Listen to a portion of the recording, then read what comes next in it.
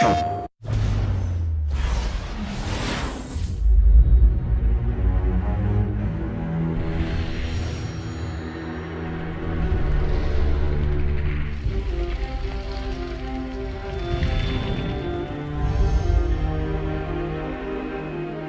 the history of the studio, we've always built our own engine, and it's something that it can be a blessing and a curse. It's slower to get up and running in the project because everything has to be built up from scratch, but you have much more control over how the engine is kind of accomplishing the goals of the games and IP you're making. It's always been important for us to have our own technology at Ready at Dawn because we have a vision of what we want the game to be and where we want the story to go, but we also have a vision of where we want the technology to go. So when you're starting a new engine, what you try to do is you try to build on something else, that either that's experience, another engine entirely, or in our case, we had a PSP working engine. On the PSP, it's how do we make it smaller? How do we kind of condense it? How do we streamline it? On the PS4, everything is how do I make it bigger? How do I make it faster? How do I make it more in your face? My feeling was that for this generation, a big distinguishing factor was going to be just how much more alive a game level should feel. We want every part of it to look like it belongs and feels kind of real and lifelike. We want it to look like it's a real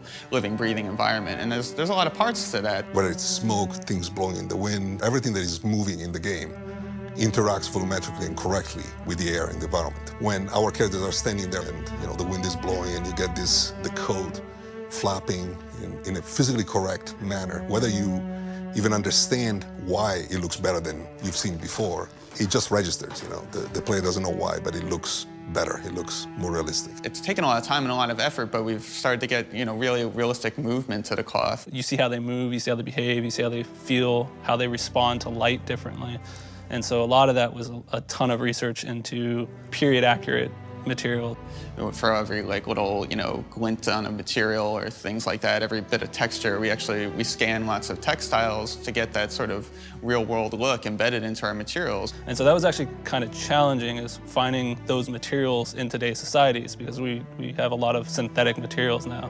Using a 3D scanning process, we took reams and reams of these kind of historically accurate textiles and digitized them down to sub-millimeter precision, which just has all the imperfections and also artistry that is really hard to kind of simulate from scratch. We actually have specialized cloth shading technology to make it look right and sit well in the scene and make it so that when you see it, it just looks like cloth and it doesn't look like a plastic tarp wrapped around the guy. We really put a huge investment in terms of our material model and the lighting that reveals it. Those two things really go hand in hand. I think over the last 5 years, the industry, both movie industry and the gaming industry, has kind of transitioned into a more physically accurate lighting model. So game lighting tends to be very kind of forward diffuse lighting versus kind of glancing and getting the variation in wetness, in sheen, in material properties. So instead of having full-on direct lights that just illuminate the full face of a character,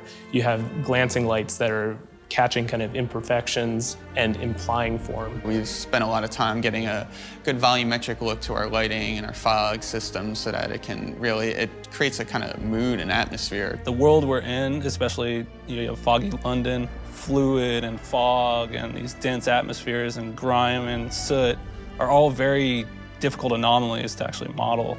Even London today, the fog is a common element. But if you look at the Industrial Revolution, it's like you had fog and you had booming industry, you had soot, you had pollution.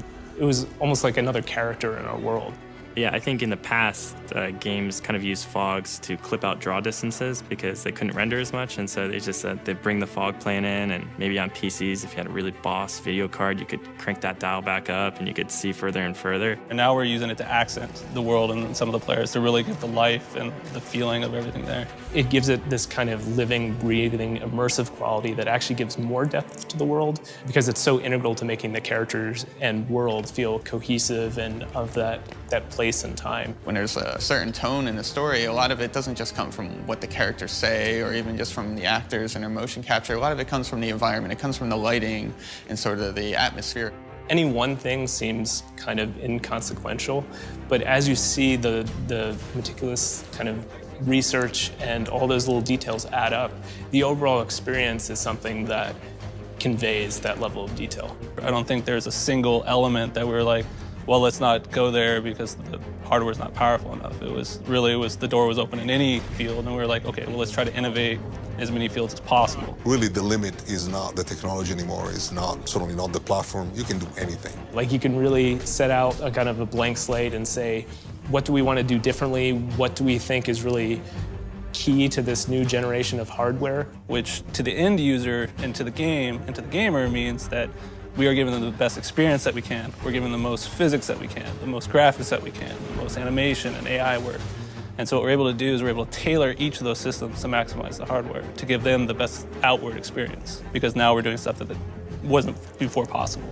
You have a truly cinematic, immersive, experience with characters that you care about, with environments that, blow your mind, that look so painterly and so beautiful and so interesting that you actually want to spend time in that world. Stay vigilant, all of you. We can expect hot work here. Music is an absolutely essential part of the experience in every way. The sound of the game is just as unique as the visual. It has its own identity. PlayStation